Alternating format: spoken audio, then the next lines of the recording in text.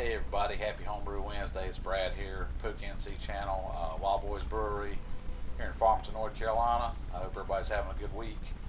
What I got going on today is I'm bottling up my very first all-grain beer. Let it sit for an extended amount of time, so we'll go ahead and finish out as much as it would. It was the American Imperial Chocolate Coffee Stout. I'll flip this around. Got it in the Cooper's fermenter. I use that as my bottling bucket. It doesn't seal good on the top, so I know they say that if it doesn't seal good on the top, it's still fine to use as a fermenter, but you hardly ever get any airlock activity on it, even if it's got massive fermentation going on. So I've pretty much delegated this one as my bottling bucket. It's got the marks on the side, so you know how much you got. We'll wind up with 20 liters, a little over 5 gallons. Boiling up my priming sugar right now. I'm using brown sugar instead of dextrose. I usually use brown sugar on all my dark beers, and I threw a tablespoon of vanilla in with it because I tried the gravity sample. It went down to 1014. It's really good tasting, but it's real bitter. It's got a slight real nice chocolate coffee taste, but I wanted to try to balance it out just a tiny bit. I'll go ahead and turn this down. And Brad got it up to a boil. I'll throw the lid on this thing and let it sit for, let's see, about 5 minutes. Get the camera flipped back around here. That's pretty much what I got going on today. Took the bottles and de-labeled everything last night. My process is take this tub right here and put some OxyClean free in it, fill it up full of hot water, then put the bottles in them. Even if there's no labels on them, I'll still put the bottles in them and get the OxyClean down inside of them, shake them up, then rinse them out with the jet washer like Himalaya showed. Got mine right here. If you guys don't have one of these things, I highly suggest you get one. They work clean out the carboys and everything, just like he showed on his video. They don't cost very much. They're like $5 or something like that. I think that's what I paid for that one. Might even been less than that. I've had it now for over a year. I bought it when I first started brewing. As far as I'm concerned, you can't really clean your bottles out good if you don't have one of those things anyway. And they work on carboys and anything else you want to try to get the sink and blast out. Also, after I rinse them out, I put them in OxyClean. The bottles go in OxyClean, rinse them out with the jet washer. Then they go in the dishwasher, and I run it through on a short wash on heated dry hot cycle. And then that steams the bottles and sanitizes them. I don't even use Star San on my bottles. I think it's just basically wasting your Star San. I know everybody likes to do it differently. I think a lot of stuff that people do, home brewing's kind of probably overkill. Get my hand out of there. But it's better to err on the side of caution. Better to be overkill than not enough and affect your beer. But I've bottled every bit of my beer like this, and I haven't had any problems at all with any kind of infections. Sorry about shaking this camera around. I don't have my tripod set up. But I just do it like that. My dishwasher is a really good dishwasher. It gets it nice and hot. I do, however, start sanding my bottle caps, and I'll show you that here in a little bit. After everything, my priming sugar gets cooled down and I start bottling, I'll show you guys my antique bottle capper that I picked up for 20 bucks up at an antique store up in Mayberry. You never know what you're going to find when you get out and look around. I think probably haven't been used in 20 years, but it's getting used now. I can use it on everything except for, actually I can use it on everything because I've got blocks of wood with aluminum foil over them. Here's one of them right now.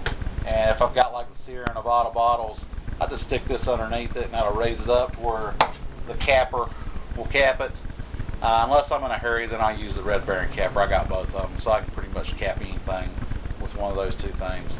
But I'll come back and show you guys the little bit of the capping here in a minute. Woo! Real exciting, right? Anyway, I'll be back here in just a little bit.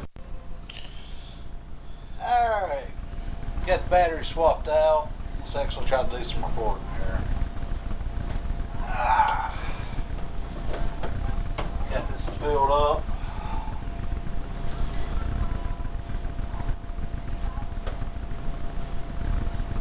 Like I need to this way.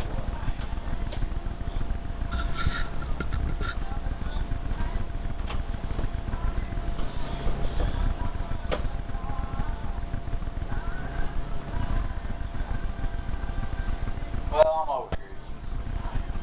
I don't need to be on the damn camera. Crack this fucker open from it.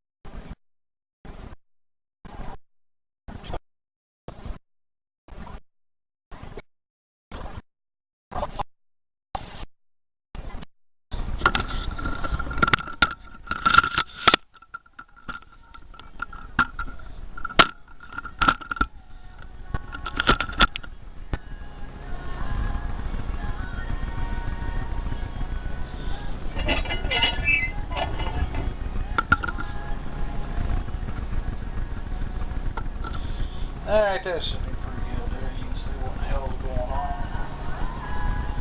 And I just leave the cap sitting in the star stand until I'm using them. Just sit it there, pull it out, stick it on the bottle. You know how to bottle. Turn this thing down where it's catching.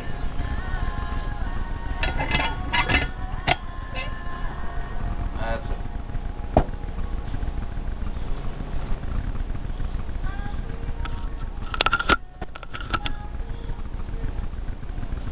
She'll be annoying as goddamn hell. Sorry about that.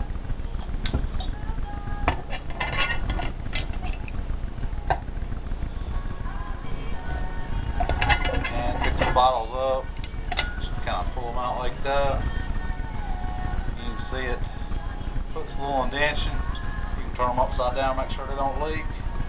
Rock and roll. And that's my antique bottle capper.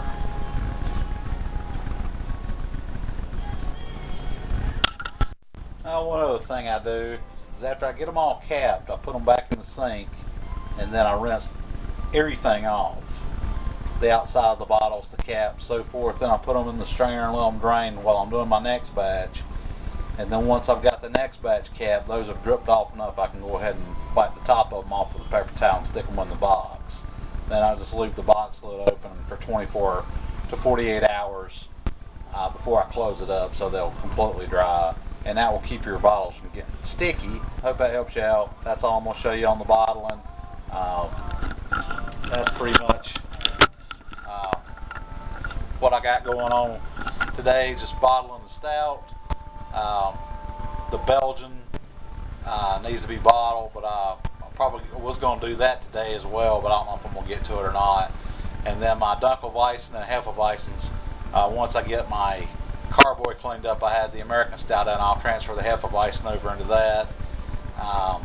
And then after I bottle the Belgian, I'll put the Dunkelweizen in that.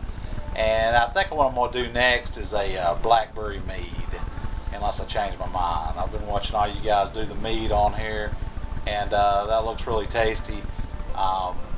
We've got a meadery, is what they call it, in Pittsboro, North Carolina here, and they did a sampling over at the place where we do a lot of our beer samples at, and tried those and liked them really well. May take the camera and go do a brewery tour and let you guys check that out sometime soon.